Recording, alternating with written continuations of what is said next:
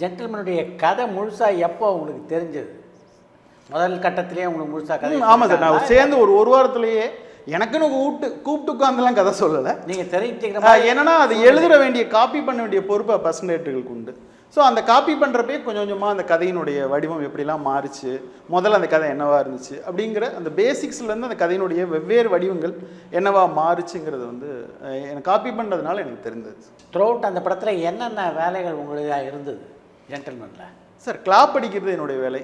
Script book maintain பண்ணுறது, இந்த costumes Gandhi பார்த்துட்டு இருந்தால் அவருக்கு ஹெல்ப் பண்ணுறது. சார் அசிஸ்டன்ட்னா ஒரு வேலை பார்க்கறது கிடையாது சங்கர் சாட்டில், எல்லா வேலையும் பார்க்கணும். நான் இந்த வேலை தான் செய்வேன் செய்ய மாட்டேன்லாம் சொல்லக்கூடாது. இங்கே செட்டஸ்ன்னு வேலையாக டக்குன்னு இதை தூக்கிட்டு போய் க்ளீன் பண்ணணும், அது சங்கர் சாரே செய்வார். ஸோ அதனால் அவர் செய்கிறது, இப்போ இந்த டம்ளர் இங்கே வைக்கணும் இப்படி வச்சு அப்படி நகர்த்தி வச்சுட்டு போவார்.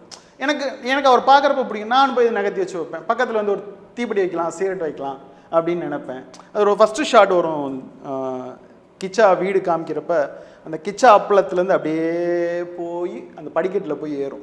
அதில் ஒரு தொட்டில் ஒரு குழந்தைய தொங்க விட்டாங்க. நான் ஃபஸ்ட் ஷாட் பார்த்தேன், டக்குன்னு ஓடி போய் தண்ணி எடுத்துகிட்டு வந்து அது யூரின் போயிருக்க மாதிரி ஊற்றி விட்டேன் அப்படின்னு பார்த்தேன். இந்த அவர் செய்கிற விஷயங்களை நம்ம கொஞ்சம் கொஞ்சமாக ஃபாலோ பண்ணுறப்ப நம்ம என்ன செய்யணும், சினிமாக்குள்ளே என்ன ஃப்ரேமில் செய்யணும் அப்படிங்கிற விஷயம் கொஞ்சம் கொஞ்சமாக தெரிய ஆரம்பிச்சிச்சு. ஸோ அதனால் நம்ம பொதுவாக ஒரு பேசிக்ஸ் எல்லாத்தையுமே அந்த படத்தில் கற்றுக்கிட்டேன் சார்.